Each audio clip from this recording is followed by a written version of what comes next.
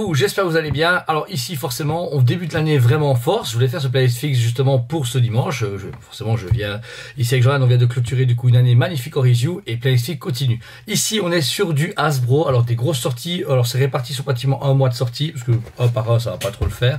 Alors on va commencer avec les magnifiques Bad Patch. Alors je vous rappelle tous que du coup chez Hasbro, les séries du coup sont triées par couleur et on peut faire des fresques avec. Donc ça veut dire ici bon, les rouges c'est Bad Patch, on a parce qu'il y a Bad Patch qui arrive. Et ici c'est les trois dernières sorties. Donc on a le Shock Trooper qui est juste une grosse tuerie, il est magnifique. Encore une spéciale édition qui est sortie mais qui est vraiment géniale.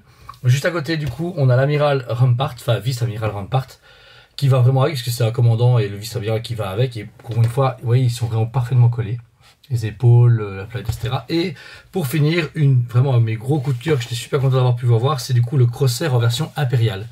La différence, son costume déjà, les symboles qu'il a, et forcément le fait qu'on peut le décasquer, ça se voit sur la boîte ici, on peut le décasquer et il complète parfaitement la gamme puisqu'ils sont tous les trois à la recherche de la Bad Patch dans la série télé. Je vous conseille, elle est magnifique. En parallèle est sorti des versions, du coup ils appellent ça Gaming Grid, de mémoire, c'est Gaming Grid, c'est juste, il est pas mal. Donc ici on est sur les jeux vidéo, c'est sur la couleur bleu clair qui est utilisée, un peu similaire à celle de l'épisode 4, mais oui, ils n'ont pas beaucoup sorti. Alors on est d'abord ici sur le Flame Trooper de Fallen Order, qui est vraiment magnifique, c'est bien, beaucoup de diversité, c'est impressionnant la diversité qu'ils ont chez eux.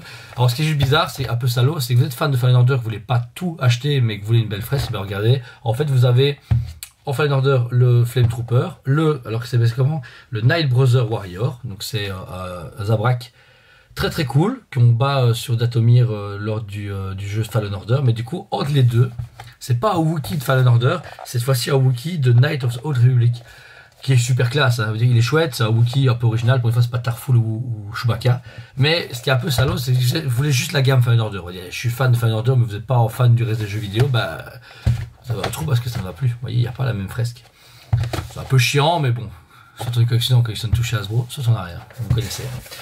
Alors, dans la série qui vient de commencer, qu'on va compléter ensemble en janvier, on a reçu les premiers K2SO et Galen Erso. K2SO d'une réédition, lui aussi de mémoire, je ne sais plus. Parce qu'en fait, les Figurines Rogue One sont sortis dans les boîtes rouges, les Black Series. Mais là, comme il y a beaucoup de demandes qui sont introuvables, il les réédite avec un packaging nouveau et une fresque. K2SO a gros coup de cœur de l'équipe, on l'a présenté du coup et les gens sont super contents. Et va avec donc Galen Erso, le père de Jyn Erso. Et pareil, il commence. Alors je sais pas si la fresque peut être complétée déjà maintenant, je regarde. Et oui, et non, rien à voir. De côté. Non, actuellement. Ils sont tous les deux séparés. Je n'arrive plus. Je vous dis, la fresque peut pas être complète. Ça veut dire qu'il va falloir mettre Jyn, il va falloir mettre Shiru et Nui, etc. Tous les personnages de Rogue One vont pouvoir se compléter pour faire une belle fresque. Mais ça, on verra ça pour la prochaine vidéo. Dans les one-shots, on avait reçu auparavant le Heavy Mandalorian.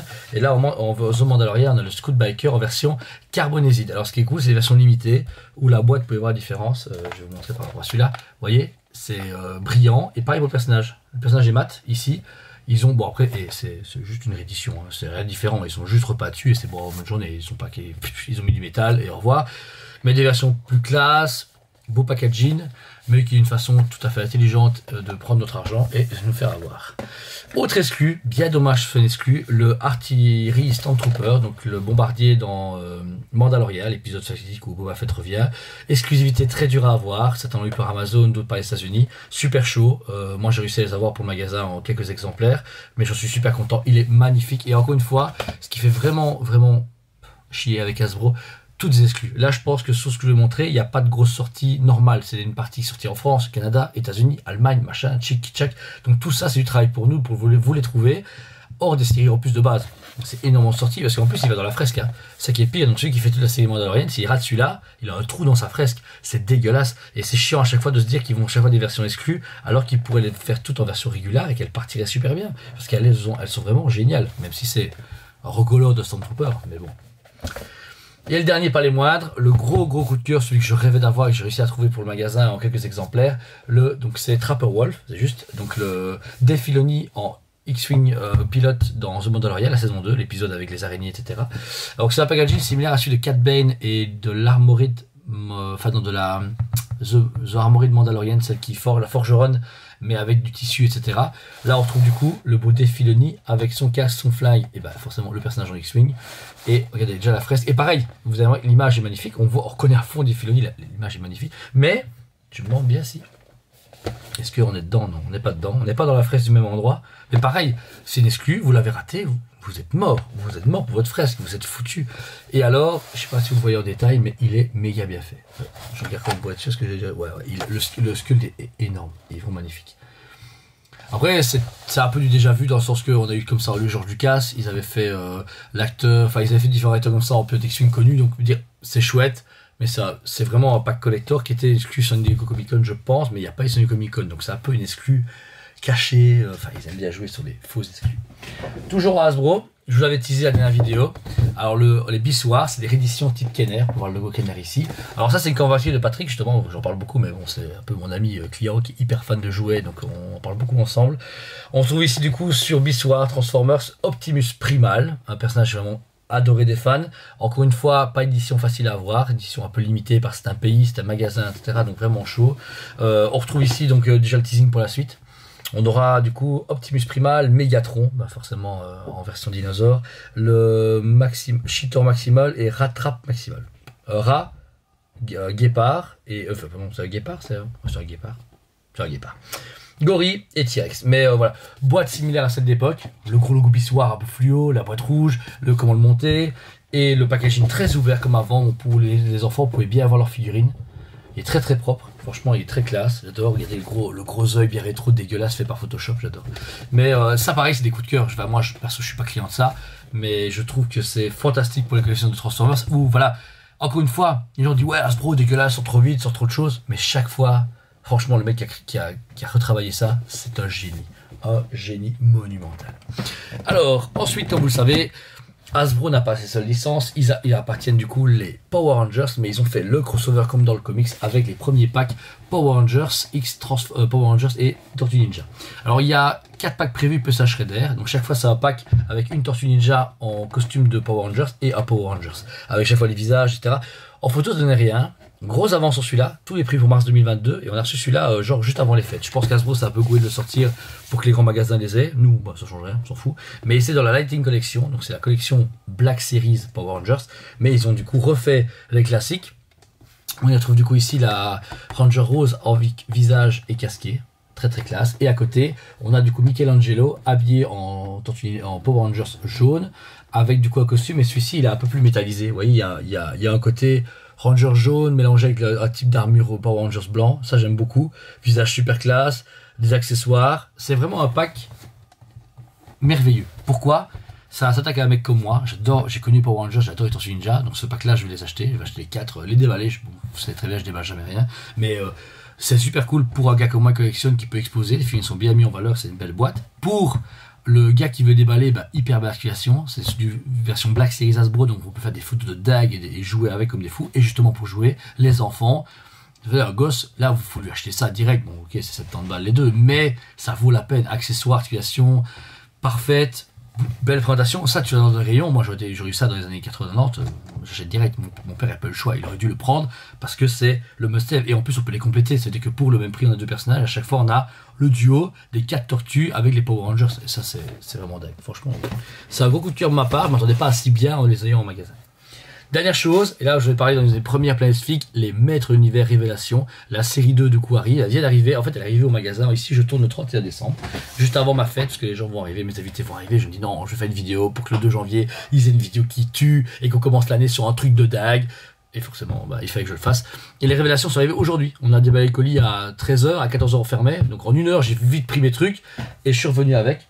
Et comme promis, vous avez fait le teasing, ils ont du coup sorti la première partie. On a ici le magnifique Scareglow, le Scareglow qui tue sa race. Alors, j'ai eu des oui dire qu'il y a une variante. En fait, j'ai envoyé une photo à mon ami Laurent. Il m'a dit attends, il y a une variante dedans. Sauf que j'ai des piles là au magasin, j'ai pas le temps de regarder. Il m'a dit, vous voyez ça trop tard. Mais pour la version normale, j'ai une variante, je vous en parlerai après. Vous avez du coup ici, donc, Scareglow, je ne sais pas qu'il y a un espace, c'est bizarre, et il est magnifique, magnifique. Si vous voulez voir à quoi sort la première série, il y a une vidéo du coup sur la chaîne YouTube, la SFIG, la rubrique, et vous pouvez voir la première vidéo, une Motu Révélation.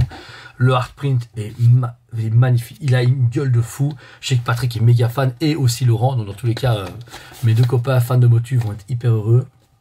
Il a une classe d'enfer, réellement il est dingue, il est vraiment dingue. Deuxième personnage, on a du coup Stinkor, qui est apparu au début de la série, que j'espère qu'entre temps vous avez regardé, je vous ai conseillé. Pareil, Bookabo Art 3 qui n'est encore une fois pas le même devant et derrière. Vous avez vu, ils font beaucoup d'illustrations différentes, mais le perso est vraiment génial. Alors généralement, comme avec la série A, j'appelle ça, ils l'ont fait en 2 packs, enfin en 2 waves. Pourquoi ils ont séparé? Peut-être pour que les magasins soient pas saturés de produits, parce que là après j'ai plus qu'un pack de 2, c'est fini. Mais d'ailleurs, vous pouvez voir encore qu'il y a du coup, ils ont utilisé Fisto. Ici on a Andra et j'attends encore Triclops de mémoire que je vous ai teasé. Ouais, donc il y a quand même beaucoup de choses qui vont encore arriver, mais là, genre, il est génial. Encore une fois, très très bon jeu de collection, facile à exposer, belle boîte pour les enfants. Faut directement enfoncer parce que les gosses ils ont droit enfin à des vrais jouets. Moi, à mon époque, on avait des vrais jouets, monsieur ou madame. Et le pack de 2 que je vous parlais, qui est, vous n'êtes pas prêts. Vous savez quoi? Allez, asseyez-vous, préparez-vous. Vous êtes prêts? Je cache un peu parce qu'il me faut de la place. Bon, pack de 2, He-Man, Savage He-Man avec le fatidique Urko. Alors, ce qui est juste bizarre, enfin, je suis même, après avoir vu la série et après, je m'attendais en fait à une variante. Il semblerait que c'est bien le Savage He-Man de la série. Dans la série, je vais pas vous mentir, à un moment, il gonfle beaucoup. L'image est là, vous voyez, regardez, là, c'est un gros sauvage de malade, mais c'est genre le mec qui passe de ça à ça, c'est une taille ultifiée. Et là, le problème, c'est qu'en fait, bah, pas une très taille de hulkifié. Il est cool pour le côté un peu rappel. En fait, je croyais que c'était une version Tarzan un peu crossover ou une version où il est un peu sauvage. Mais là, il est très fit. Hein, genre, c'est Tarzan. L'autre, c'est Hulk. Donc, d'un point de vue figurine, génial. D'un point de vue accurate à la série, c'est foutu. C'est mort. C'est de la merde. C'est un peu con. Épée en main. Et alors, par contre, ça, c'est vraiment le bonus. Et ça, il faut l'acheter direct. Le magnifique Urko. Il est terrible. Il y a plusieurs costumes dans la série, donc ça c'est le truc principal, vous verrez après. Mais j'espère qu'ils vont faire d'autres. Mais là, regardez, vous avez le super beau Urko avec son petit stock transparent de magie, le personnage, et au-dessus il y a quoi? Il n'y a rien au-dessus. J'ai cru voir une hache à l'autre. Voilà. Mais il y a un stock quand même un peu dynamique, donc on peut la remettre comme on veut. Mais ça c'est terrible.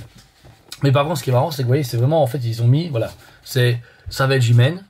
En plus, ils montent bien encore, regardez-moi ça, on dirait un animal sauvage. Et là, on a le petit Tarzan des familles.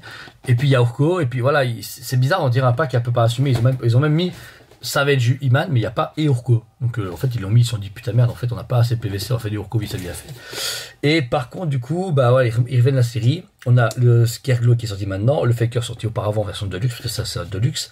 Le Triclops qui doit bientôt arriver, les autres, et bah, le reste de la série. Mais ouais, c'est un pack vraiment génial, mais d'un point de vue accurate à la série et même logique, c'est un peu what the fuck. Je sais pas pourquoi, c'est un peu con. Mais bon. Voilà. Alors la plupart des produits sont disponibles sur le site OSMPE et en magasin forcément. Pour les Black Series et Hasbro, je vous conseille de nous contacter pour les suivre. On a une grosse base de clientèle, mais ce qui fait que chaque fois que je dois chercher des versions exclues, des spéciales, etc., je calcule sur mes clients et un peu plus, mais je suis en coupé aux quantités. Donc ça joue beaucoup là-dessus. Ça fait attention, les révélations d'arrivée. Alors ils sont arrivés aujourd'hui, enfin le 31 au magasin, donc Jordan n'a pas encore les encoder sur le site et je vous avoue que ce week-end, je suis en congé. Donc si vous voyez la vidéo, attendez le 3 janvier pour qu'elle soit en stock sur le site. C'est la seule différence, il faut attendre. Que dire de plus que Action Figure, c'est méga cool, génial. Je vais essayer d'autres formats pour l'année à venir, 2022. J'ai vraiment envie de faire des nouvelles figurines, des reviews. La master de ma prochaine vidéo, c'est McFarlane. On a reçu des arrivages de McFarlane de fou. Les 3 Jokers, Superboy en version Prime. Il y a quoi? J'ai vu le nouveau Lex Luthor. Il y a la version elle est assez complète. Bill Figure, Batman Beyond. Enfin, il y a du lourd. Et j'ai vraiment envie de séparer la chaîne pour qu'il y ait une partie forcément toujours Prime Studio, Sideshow, Queen, machin, etc. Mais que les fans de figurines et aussi leur lot, parce que j'adore interagir avec vous, j'adore me partager ma passion des figurines et je vois qu'en plus qu'il y a du retour et ça c'est génial. J'ai 2-3 clients qui sont venus au magasin et me disent ouais, j'ai vu une vidéo, j'ai acheté le K2SO, j'ai acheté les révélations et je me suis dit putain cool. Et réellement, franchement je m'en fous, c'est pas pour l'argent, réellement c'est pas genre oh cool ils ont acheté, ma vidéo ça quelque chose, c'est j'ai transmis ma passion, les gens voulaient en acheter, ils ont pas tout acheté, hein, je me doute bien, mais c'est bien, ça fait plaisir, parce que j'ai l'impression que les figurines étaient beaucoup oubliées du marché, les gens n'y pensaient plus, ou même les enfants, ou les parents sont pas au courant qu'il y a des produits aussi cool. C'est un investissement, mais franchement, réellement, il faudrait mieux acheter une figurine à 30 à 40 euros qui tue et que le gamin de tout âge, j'ai dit le gamin de 7 à 77 ans jouera avec toute sa vie, que d'acheter une chinise que des fois Hasbro même fait, des petits trucs débiles à peine articulés qui coûtent 15 euros et tu te fais ouais mais ok il a pété en 2 secondes, il est dégueulasse. Enfin moi, quand j'avais mes premières Kenner en main, les Jurassic Park, c'était merveilleux. Il y avait sculpture, il y avait un beau packaging, il y avait une collection. C'est ce qu'on a là maintenant. Il y a du teasing, il y a une mise en avant, et puis ça reste un produit plus accessible. Voilà, pour 300 balles à Hot Toys, vous avez 10 figurines. Voilà, après, Hot Toys, c'est pas pareil qu'une figurine. Pour moi, c'est équivalent, mais il faut vraiment peser le pour et le contre. Mais réellement, si ça vous intéresse, n'hésitez pas à me contacter, vous téléphonez à la boutique, vous envoyez un message Facebook ou vous contactez par mail, etc. Franchement, je serais hyper content de vous conseiller si vous voulez collectionner des action figures ou des conseils pour autre chose. Je sais que j'ai Nicolas ou d'autres gens qui font des photos, donc si vous faites des photos avec, j'ai des gens qui conseillent pour ça. Vraiment, je suis motivé pour cette année à vous montrer du lourd de chez lourd. Donc voilà, j'espère que cette vidéo vous a plu, sincèrement, de tout cœur. Passez une très très bonne journée, bonne fête à vous tous. Soyez surtout super heureux. C'est un plaisir encore une fois de partager tous ces moments avec vous et je vous dis bonne année. On vous aime beaucoup et on vous dit à très bientôt.